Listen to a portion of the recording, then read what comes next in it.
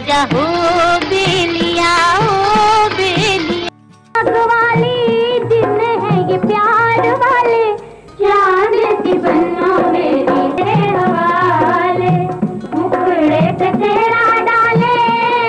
बहार बेगम का असल नाम तो किश्वर था, लेकिन इंडस्ट्री में उन्हें बहार के नाम से ही मुतारिफ करवाया गया। ये नाम उन्हें पसंद नहीं था, लेकिन जो उन्हें इस इंडस्ट्री में लाई ये नाम उन्हीं का तोहफा था, इसलिए खामोशी से कबूल कर लिया। अनवर कमाल पाशा एक 13 साल की लड़की को फिल्म इंडस्ट्री में लाते हैं और पहली ही फिल्म चंद माही से शोहरत के आसमान पर पहुंचाते हैं।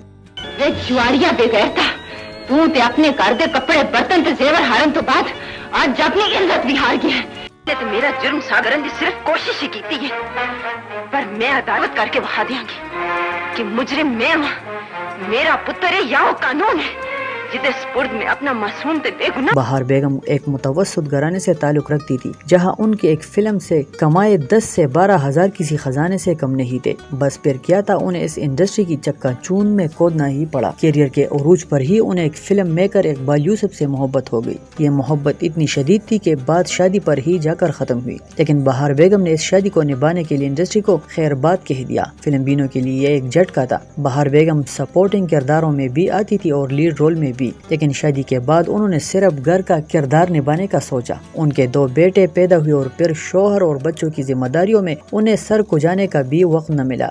आ मुकाबला कर ले, किसी को पूछ ले, नहीं पूछा किसी को चल अपने चाचे ਨੂੰ मुंसिफ पा ले, वो ते मैनू कहंदा हुंदे लाजो पुत्र तू ते मैनू रानी लग। फिर इस मोहब्बत से बड़ी कहानी में एक अजीब मौसम आया। ये खजा का मौसम था जिसने मोहब्बत के सारे पत्ते को जमीन पर ही गिरा दिया। सूखे पत्तों में मोहब्बत का जर्रा भी न बचा। आए दिन के लड़ाई झगड़ों के बाद नौबत तलाक पर जा पहुंची और ये रिश्ता खत्म हो गया। अब मामला बिल्कुल अलग था। बहार बेगम की गोद में 2 बेटे थे और उनके कंधे जिम्मेदारी उठाने के लिए भरपूर अंदाज में तैयार थे, और फिर उन्होंने फैसला किया कि वो इंडस्ट्री लौट कर आएंगी अपने बच्चों की खातिर। बहार बेगम को हीरोइन तो किसी ने लिया ही नहीं, क्योंकि उम्र भी 30 से ऊपर हो चुकी थी और 2 बच्चों की माँ भी थी। ये दौर अब कैरेक्टर रोल में आने का था, तो उन्होंने इसमें अपनी जान लड़ा दी। एक दौर ऐसा भी आया कि वो सुल्तान राही से कुछ सालों का फर्क होने के बावजूद उनकी हर फिल्म में माँ बनने लगी, और वो इतनी कामयाब माँ बनी कि सुल्तान राही के अक्सर फैंस उन्हें सचमुच की माँ समझते। बहार बेगम ने दिन रात काम करके अपने बेटों को तालीम दिलवाई और ये साबित किया कि वो तन्हा रहकर भी एक मजबूत औरत के रूप में घर संभाल सकती है।